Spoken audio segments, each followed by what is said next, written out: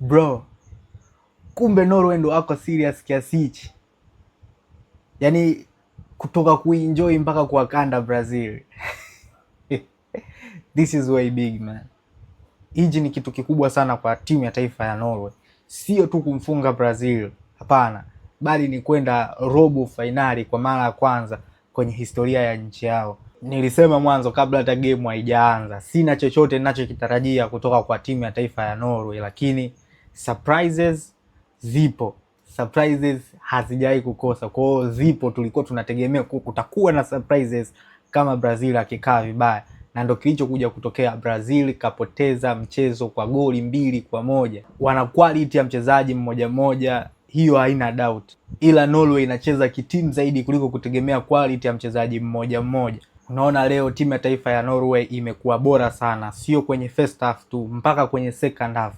Kipindi cha kwanza walitengeneza chance kadhaa, lakini hawakuweza kuconvert kuwa magoli. Wanarudi kwenye kipindi cha pili, wanaandika magoli mawili, yani out of nowhere, yani hakuna mtu yote anayetarajia, alafu wanaandika hizo goli mbili. Erling Haaland amekuwa na kiwango bora sana, hakuwa na touches nyingi, lakini zile touches ambazo alikuwa anazipata, basi alikuwa anajaribu kuhakikisha kuwa anapiga on target, na kitu ambacho ndio kilichokuja kutokea.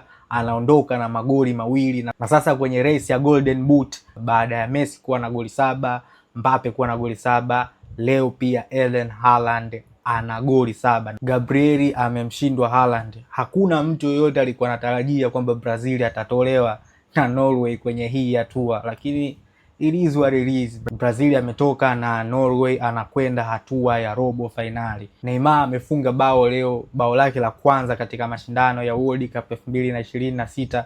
Kwa kiasi fulani limeleta matumaini kwa timu ya taifa ya Brazil, lakini haifuti majonzi ambayo wameyapata, kwa maana baada ya filimbi ya mwisho kumalizika, Brazil imeondolewa na imekuwa knocked out kwenye mashindano ya World Cup 2026.